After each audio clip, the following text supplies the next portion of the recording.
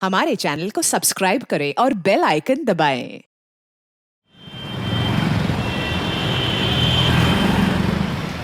अरे कपड़े तो खरीद लिए, अब वादे के मुताबिक हमें मेला चलना है ना? हाँ, और मेले में झूले पे भी झूलेंगे और गुड़िया के बाल भी खाएंगे। हाँ? अरे गुड़िया के बाल भी खा लेना और खिलौने भी ले लेना। हाँ।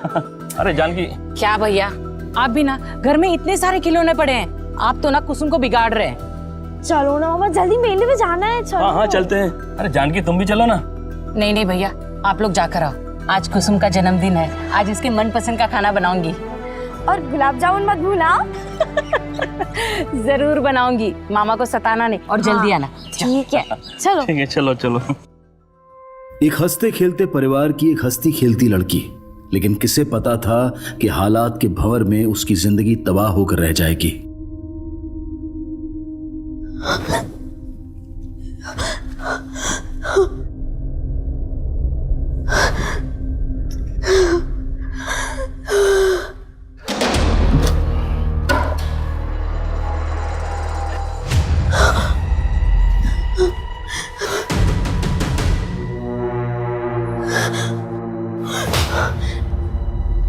अंकल, मुझे मेरी मम्मी के पास जाना है, वो मेरा इंतजार कर रही होगी। आज मेरा जन्मदिन है ना। तुझे मम्मी के पास जाना है ना? हाँ। तो सुन, मैं जो बोलूं अगर तू वैसे ही करेगी तो मैं खुद तुझे तेरी मम्मी के पास ले जाऊंगा। आप जो बोलोगे वो मैं करूंगी। क्या करना है मुझे?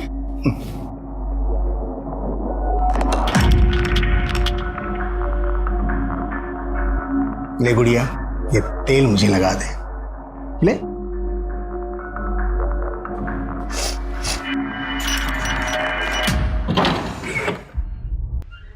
हाँ जी जी जी, 2 आइटम्स और ऐड करवाना है जी, मैं करवा देता हूँ।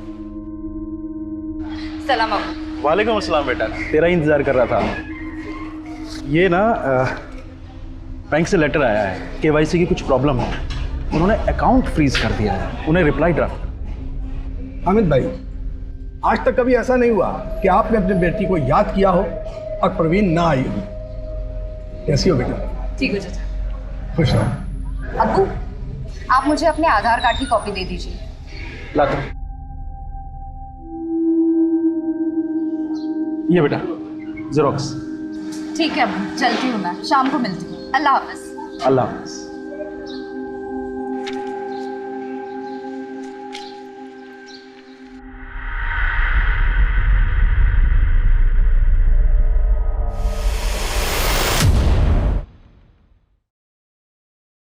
शहनाज। अस्सलाम वालेकुम। वालेकुम अस्सलाम। हमारा हज का फॉर्म सेलेक्ट हो गया है। अल्लाह का लाख लाख शुक्र है। हाँ वो तो है, बस अल्लाह के दरबार में जाने से पहले हम इतना चाहते हैं कि अपनी जिंदगी के तमाम मसले सुलझा लें, ताकि वहां कोई शर्मिंदगी ना हो, कोई कुफ्त ना हो। मैं समझ रही हूँ आपका इशारा किस तरफ है। आप जो सोच रहे बेहतर ही सोच रहे।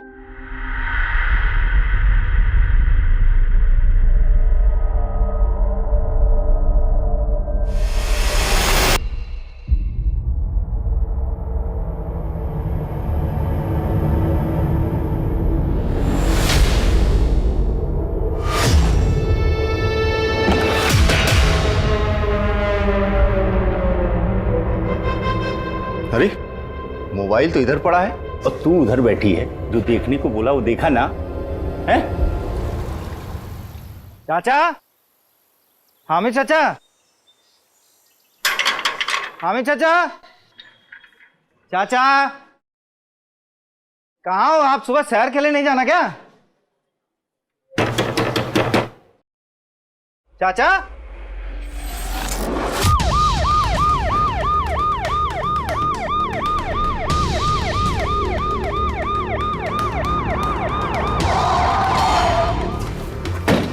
चलिए हटी हटी हटी।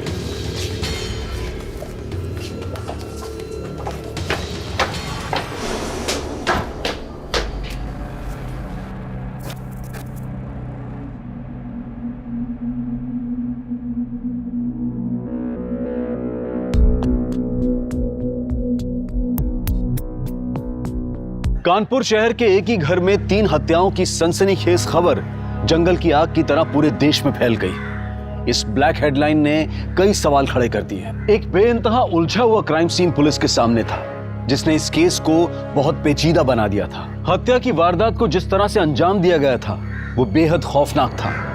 जाहिर सी बात है कि पुलिस पर दबाव भी बढ़ गया था। मुझे नहीं पता। किसी से कोई दुश्मनी या फिर आपके अब्बू का उस लड़की के साथ कोई अफेयर वगैरह?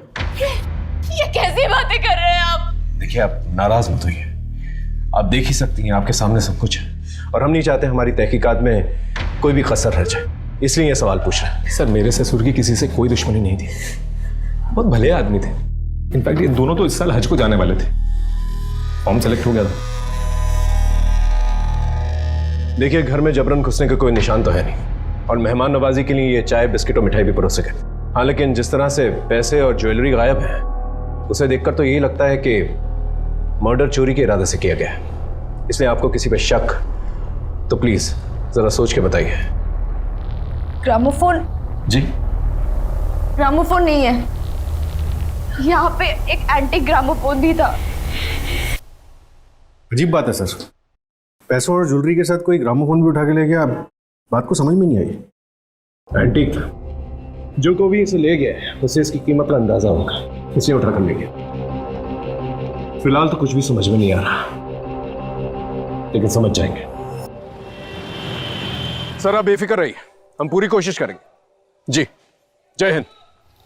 सर, आकर हम इसके घर के पास एक जगह सीसीटीवी लगा है, लेकिन उस घर का मालिक परवेज अपने परिवार के साथ लखनऊ गया शादी अटेंड करने। उसके वापस आने के बाद ही हमें सीसीटीवी फुटेज मिल पाएगा। सर, उसकी फोटोग्राफ सभी पुलिस स्टेशन में सर्कुलेट करवा दिए और खबरियों को भी काम पे लगा दिया। सारे ज्वेलर्स, रेस्टोरेंटदारों और जितने भी पुराने सामान खरीदने और बेचने वाले उन सबको खबर कर दो। ओके? समझ में नहीं आ रहा इस लड़की का क्या कनेक्शन है इन लोगों के साथ। आखिर वो वहां पर कर क्या रही, उसे क्यों मारा? हो सकता है इस लड़की की वजह से ये दोनों ही एंगल्स को हमें अच्छी तरह से टटोलना होगा। उम्र तो 18 है ना, झूठ तो नहीं बोल रहा? भाई ऐसा है, इन लड़कियों के कोई कागज वागज तो होते नहीं। अभी तो बनवा लियो, जो तेरी मर्जी आए उम्र लिखवा लियो। बैठ जा।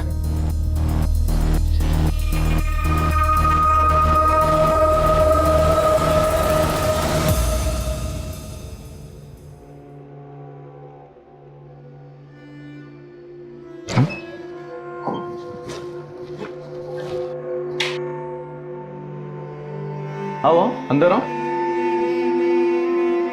आओ आ जाओ। ये है अपना छोटा सा घर, लेकिन तुझे रानी बना के रखूंगा। पर हाँ, आज से तेरा नाम रुखसार है। चलो, मैं तुम्हें हमारा कमरा दिखाता हूँ। ये है हमारा कमरा। हाँ, तुझे जो चाहिए बेझिझक बता देना। मुझे मेरी माँ से मिलना है। ज़्यादा तो याद नहीं है, पर कानपुर में किदवी नगर में घर था हमारा। ठीक है, ले जाऊंगा, लेकिन आज की रात ये सब बात मत कर।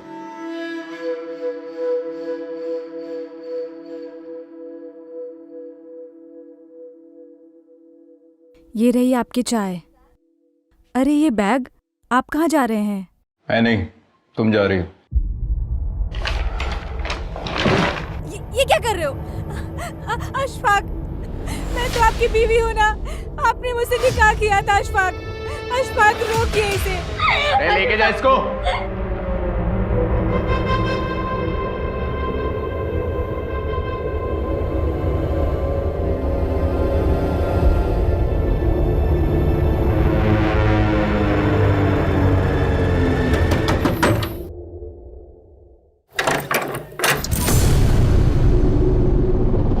ये सब कहाँ से ले आया? बंदोबस्त हो गया है।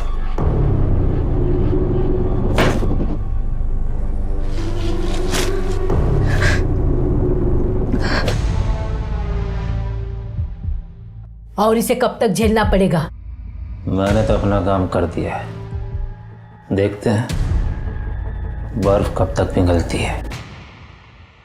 देखो परवीन, मुझे लगता है हमें पुलिस को सब कुछ बता देना चाहिए।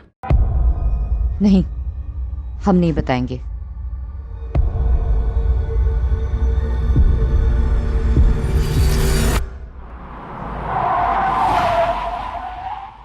मजदूर का पसीना सूखने से पहले उसकी मजदूरी दे दिया करते थे वो। बहुत ही अच्छे इंसान थे, भूल नहीं पाएंगे हम। पूरे मार्केट में गम और गुस्से का माहौल है साहब। अब इनके जैसा नेक इंसान कहाँ मिलेगा। अब हमारे संगठन की मांग है सर कि जल्द से जल्द इनके कातिलों को ढूंढ निकालिए।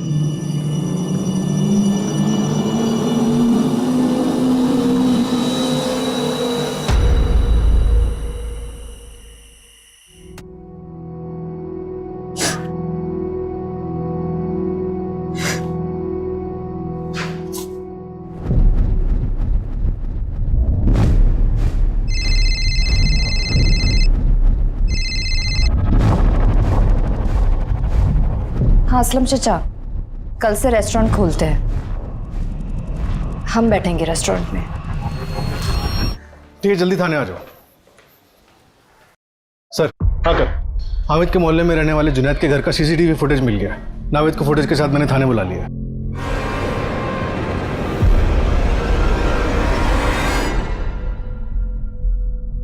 इस लड़के को पहचानते? नहीं सर। करण, इस लड़के की डिटेल्स निकल।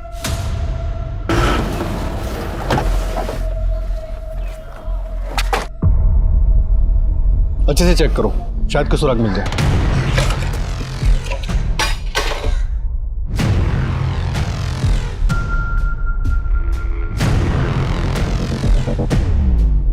मोहल्ले में गांजा कौन पीता है? कोई नहीं सर, हम सबको अच्छी तरह से जानते हैं। सीसीटीवी फुटेज में जो लड़का नजर आ रहा है उसके फोटोग्राफ सारे सोशल मीडिया, हमारे ऑफिशियल वेबसाइट और जितने भी खबरें सब में फैला दो।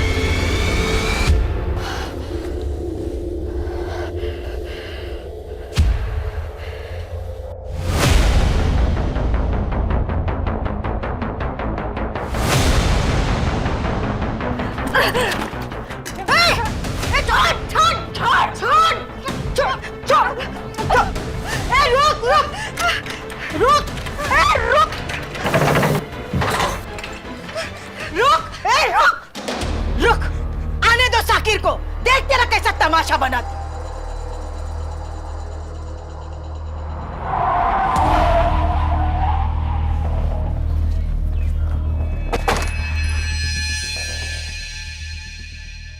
इसे पहचानते हैं आप? इसे आपके मोहल्ले में देखा गया? नहीं सर। नहीं। कोई ऐसी बात याद करके बताइए जो हमारी मदद कर सके। लगभग 1 साल पहले अब्बू को किसी ने गोली चलाई थी।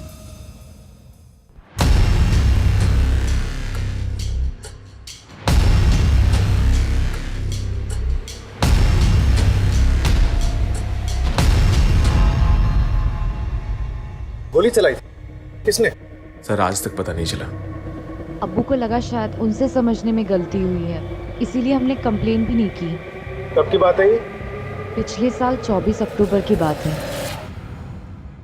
एक साथ हुए इस ट्रिपल मर्डर से पुलिस प्रेशर में थी। ये केस अब एक जिगजैग आरी की तरह से हो गया था। पुलिस टीम हाथ आती एक एक इंफॉर्मेशन से इस केस को समझने की कोशिश कर रही थी। सर, अगर पोस्टमार्टम रिपोर्ट आ गई है। रिपोर्ट के मुताबिक तीनों की हत्या किसी धारदार हथियार से गला काटने की वजह से हुई थी। और एक बात सर, डीएनए रिपोर्ट्स क्या कहती? कोई और ही था। साहब, आपने जो फोटो भेजा था ना, उसका नाम आमिर है और बड़ी मस्जिद के पीछे अपनी अम्मी जोया के साथ रहता है। एक और बात साहब, हामिद चाचा की एक बेटी और है। 400 तो तुम्हारे लिए एक अहम काम। 24 अक्टूबर को पिछले साल हो जाएगा साहब। ये ले। नहीं साहब, अम्मी चाचा जैसे आदमी के लिए काम में पैसे लेके नहीं करूंगा। चलता हूँ साहब।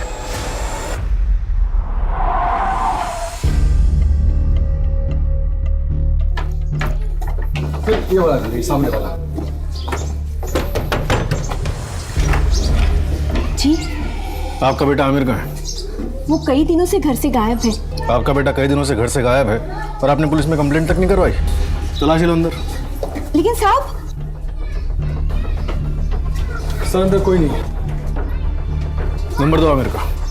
जी। आपने हमसे एक बहुत बड़ी इंफॉर्मेशन छुपाई है।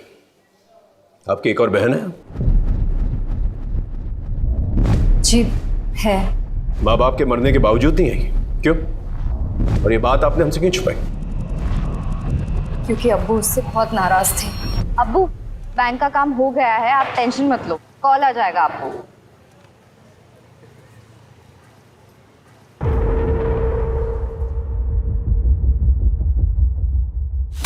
जितनी जल्दी हो सके इसकी शादी करवा दो। मैं किसी से शादी नहीं कर सकती। मैं शाकिर को अपना शौहर मान चुकी हूँ और उसके बच्चे की माँ बनने वाली हूँ।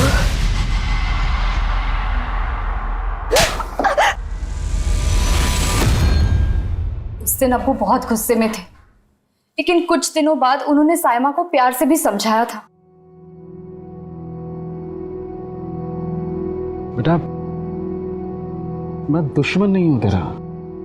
तेरी जिद के आगे मुझे अपना सर झुकाने में कोई शर्म भी नहीं है। लेकिन मैंने अपने तरीके से मालूम करवाया, शाकिर अच्छा लड़का नहीं है, उसकी माँ का नाम भी खराब है। माना तुझसे गलती हो गई है, लेकिन एक गलती को छुपाने के लिए दूसरी गलती करना ठीक बात नहीं है। जिंदगी अजाब बन जाएगी तेरी। अभी आप मेरी जिंदगी अजाब बना रहे हैं अब्बू। ठीक है, तुझे अपनी बर्बादी की कहानी खुद लिखने का शौक है तो लिख, लेकिन एक बात याद रखना, आज के बाद तेरे मेरे रिश्ते बिल्कुल खत्म। दाग थी वो हमारे खानदान के नाम पर। अम्मी और अब्बू उसे सबसे ज्यादा चाहते थे और उसी ने अम्मी अब्बू को सबसे ज्यादा तकलीफ दी। शाकिर करता क्या है? कुछ भी नहीं। अब्बू ने कहा था कि पैसों के लालच में आकर उसने साइमा के साथ निकाह किया था। कहाँ रहती है आपकी ये बहन साइमा? अब्बू की एक एक बात सच थी। मैं ही गलत थी। शाकिर ने मुझे कभी खुश नहीं रखा। क्यों? आपकी तो लव मैरिज हुई थी ना? लेकिन शाकिर ने मुझसे शादी अब्बू की जायदाद और उनके पैसों के लिए की थी। जब मैंने ही उनका घर छोड़ दिया तो धीरे धीरे वो मुझे सताने लग गया। आपका बच्चा कहाँ है? मैंने अम्मी और अब्बू से झूठ बोला था कि मैं शाकिर के बच्चे की मां बनने वाली हूँ।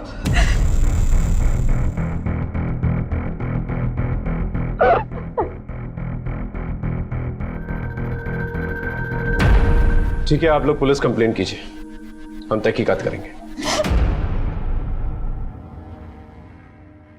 Sir, father, Gautam Nagar police station से खबर आई है।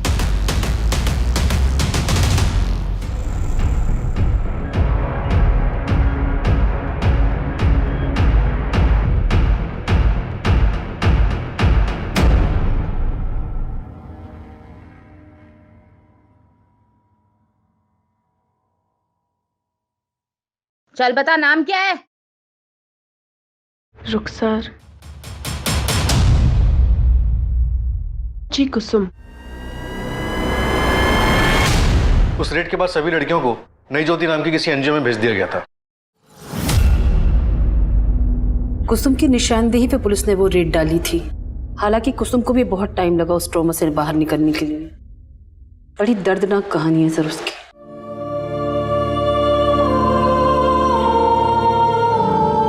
कुसुम को लोगों ने सामान की तरह इस्तेमाल किया।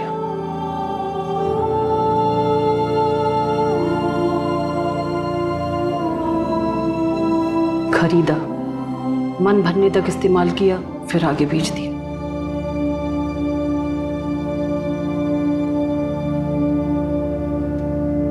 जी कुसुम। कुसुम ने कभी अपने परिवार के बारे में कोई जिक्र किया? हाँ, उसने बताया था कि कानपुर में ही था उसका घर। हमने कोशिश की उसके परिवार वालों को ढूंढने की। तुमने जो घर के बारे में बताया था, वहां तो कई सालों से कोई और रहता है। कहाँ चले गए? किसी को नहीं पता। कुसुम हामिद को कैसे जानती थी? हामिद जी अक्सर हमारे यहाँ डोनेशन देने आते थे। कुसुम को मैंने ही उनसे मिलवाया था। अच्छा, तो ये है वो बच्ची? जी, ये है कुसुम, जिसके बारे में मैंने आपको बताया। बस इसके माँ बाप को ढूंढ रहे हैं। उसके घर देर है, अंधेर नहीं है। मैं दुआ करूंगा कि तुम जल्द अपने माँ बाप से मिलो।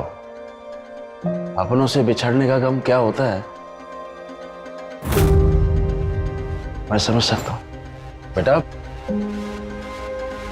इस दुनिया में अपने आप को अकेले बिल्कुल मत समझना। मुझे अपने पिता की तरह ही समझो। मेरे बहुत से लोग हैं इस कानपुर शहर में जानने वाले, मैं उन सबसे बात करूंगा। शायद वो लोग हमारी कुछ मदद कर सके। कुसुम को उम्मीद भी नहीं थी सर, पर हामिद जी ने उसके परिवार को ढूंढने के लिए एड़ी चोटी का जोर लगा दिया। और फिर एक दिन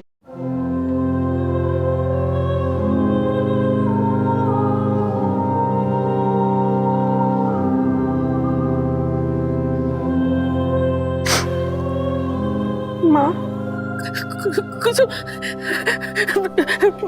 सब मुझे कहते थे कि तू कभी नहीं आएगी, लेकिन मुझे यकीन था बेटा तू मुझे जरूर मिलेगी।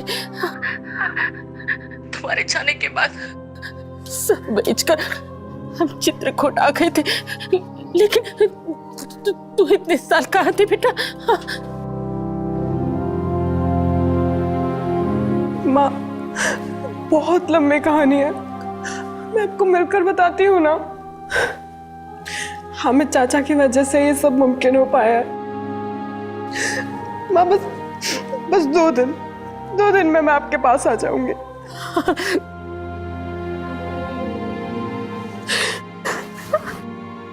वो उस दिन चित्रकूट के लिए निकलने वाली थी। जी, थैंक यू वेरी मच।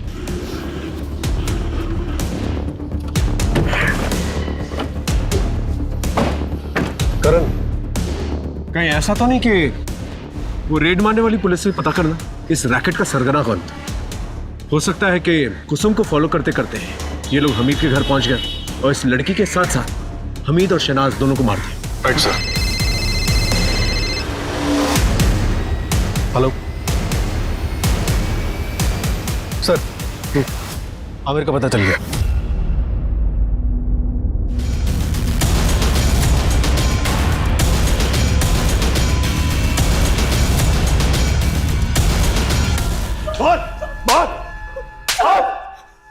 साहब, मैंने किसी को नहीं मारा साहब, मैं तो बस चोरी के इरादे से घर में घुसा। पैसा नहीं था साहब मेरे पास गांजा खरीदने के लिए। और साहब मैं जब वहां पहुंचा तो वो फोन पर पड़ी, मैं उसे चुरा कर वहां से भाग गया साहब। बस इतना ही सर। गांजा का नशा करने वाले के लिए कोई भी जुर्म करना कोई बड़ी बात नहीं है, और तुझ पर भरोसा करने के लिए कोई वजह नहीं है मेरे पास। इसका डीएनए टेस्ट करवा। पुलिस इस केस को जितना सुलझाने की कोशिश कर रही थी, ये उतना ही उलझता जा रहा था। पुलिस के हाथ एक भी ऐसा सबूत नहीं लगा था जो इस केस को सही दिशा दे सके। आमिर के खुलासे के बाद भी पुलिस इन तीनों मर्डर्स के पीछे का मकसद नहीं समझ पा रही थी। एक तरफ कुसुम की जिंदगी भी कई मामलों में उलझी हुई थी, वहीं दूसरी तरफ हामिद की जिंदगी में भी परेशानियों की कमी नहीं थी। हत्या के कारणों को एक एक व्यक्ति से जोड़कर बारीकी से टटोला जा रहा था। ये तहकीकात पुलिस के लिए बेहद मुश्किल थी। कुसुम? कौन कुसुम?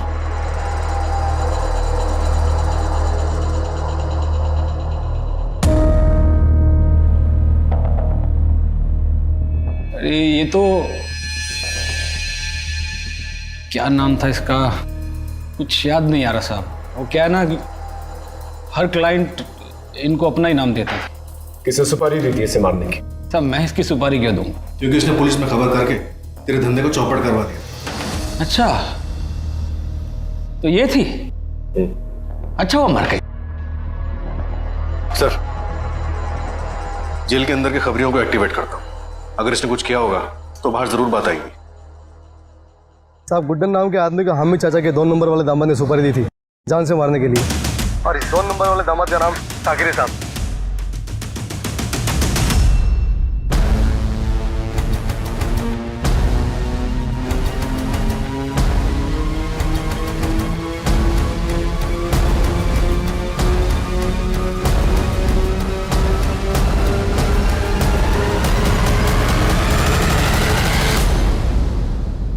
गुड्डन को तूने सुपारी दी थी ना? आया ना?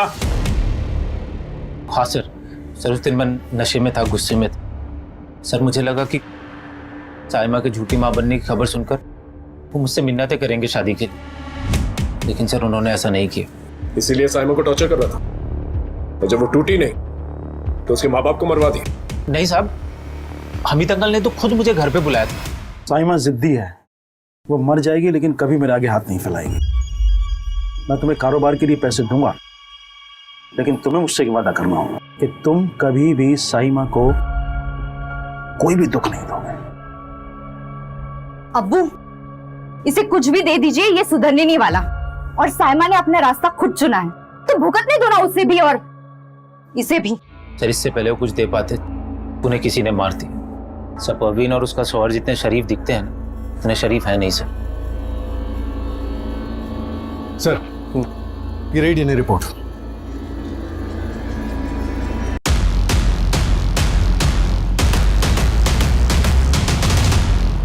साहब मेरे कुछ के साहब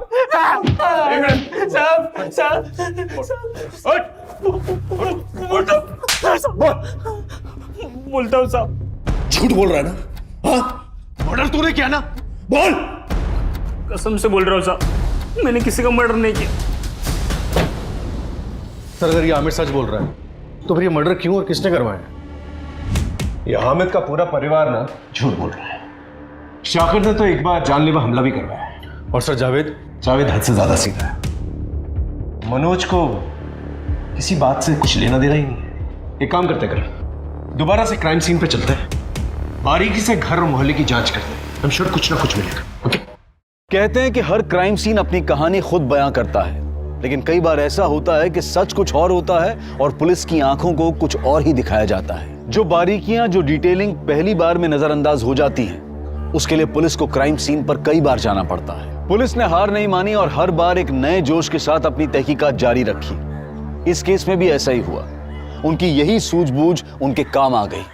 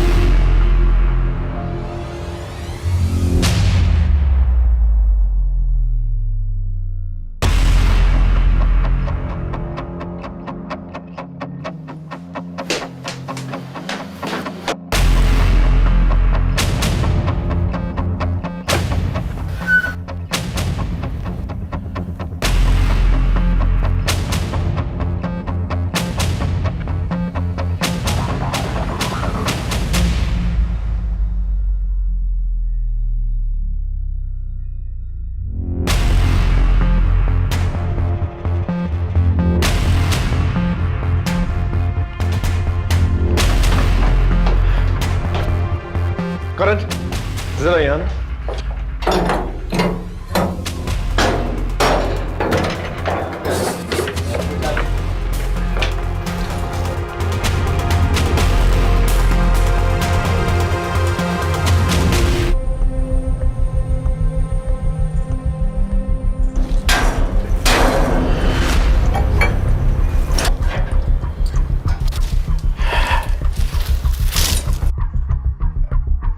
मुझे लगता है किलर ने आने जाने के लिए यही रास्ता इस्तेमाल किया। वो ये बाउंड्री चढ़ के यहाँ पर आया होगा। किचन का जो पिछला हिस्सा है उसमें पुराना ताला लगा हुआ है और यहाँ पर ये नया ताला। और सामने के सीसीटीवी फुटेज में हमें कोई आता जाता नजर नहीं आया। और घर में आने जाने के लिए और कोई रास्ता है नहीं। वो किचन का दरवाजा भी बंद है, तो यही एक रास्ता बचता है। कातिल ने यही रास्ते को इस्तेमाल किया है। कातिल अपने जिस्म पे अपने करतूतों के निशान लेके घूम रहा है। एक काम करो, एरिया के जितने भी डॉक्टर्स हैं ना, उनसे पूछताछ करो। उसने किसी ना किसी से तो इलाज करवाया होगा। और फॉरेंसिक टीम को जल्दी से यहाँ भेजो। Right sir. पुलिस की नजर एक ऐसे रास्ते पर पड़ी थी जो आम रास्ता नहीं था, और अपनी तहकीकात में कोई कसर ना छोड़ते हुए पुलिस ने फिर एक बार नए सिरे से पूछताछ शुरू की। हाँ सर, 15 टाके आए थे। ये आया तो था इलाज के लिए, लेकिन दोबारा नहीं आया। ये मेडिसिन भी वो लेके नहीं गया। पुलिस के हाथ अब सबूत आ चुके थे, लेकिन पुलिस पूरी जिम्मेदारी और सूझबूझ के साथ कातिल पर हाथ डालने की तैयारी में जुट गई।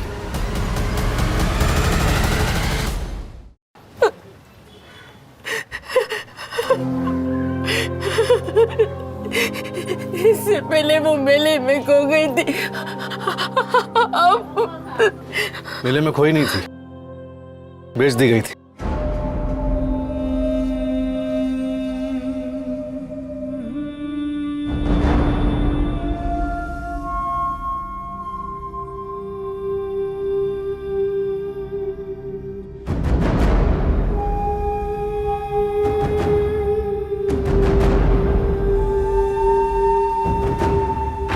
चल, अब हम तुझे मेला दिखाते हैं।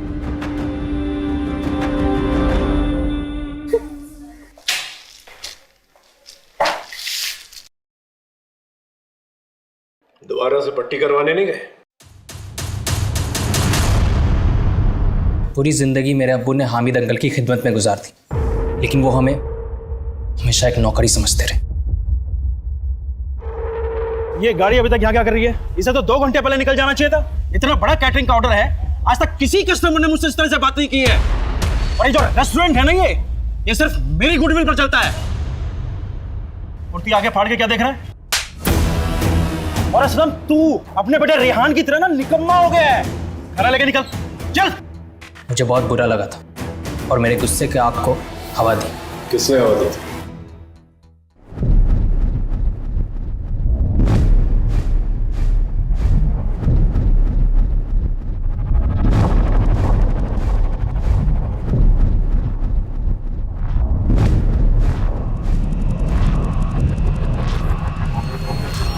हमारा धंधा पुराना है सर।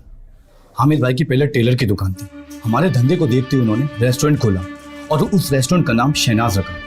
देखते ही देखते सारे कस्टमर उनके पास जाने लगे और एक दिन इसी सदमे से मेरे अब्बू की हार्ट अटैक से मौत हो गई। पूरे 2 साल लंबा इंतजार किया और उस रात रेहान की आंखों में हामिद के लिए नफरत दिखी। तब जाके मैंने अपना लंबा इंतजार खत्म किया। देख लिया तूने अपनी वफादारी का अंजाम, अब ले अपना इंतकाम। एक बार हामिद चाचा ने ग्रिल पे लगवाने के लिए मुझसे नया ताला मंगवाया था। तब उस रोज मैंने उसमें से एक चाबी अपने पास रख ली थी। ये ले। अरे चाची, ये सब नहीं। अरे इतने सालों के बाद अपनी माँ के पास जा रही। रख ले बेटा, बड़ों की दुआएं साथ रहनी चाहिए। चाची मुझे लेट हो जाएगा, मैं निकलती हूँ। जरा वॉशरूम करा। वो उस तरफ है वॉशरूम। तू फ्रेश होके आ जा, तब तक मैं नमाज पढ़ लेती हूँ। जी। तुम दोनों ने अपना बदला तो ले लिया, लेकिन इस बदले की आग में 3 बेकसूर लोगों की जान चली गई। अब ना तुम्हारी पढ़ाई कभी पूरी होगी और तुम्हारा रेस्टोरेंट का बिजनेस हमेशा हमेशा नहीं ठप हो जाएगा। माता पिता हमेशा बच्चों का भला ही चाहते हैं, लेकिन कभी कभी बच्चों द्वारा लिए गए अपने इंडिपेंडेंट फैसलों से वो नाखुश हो जाते हैं। और यही वो वक्त होता है जब परिवार में दूरियां और नफरत बढ़ने की गुंजाइश बन जाती है।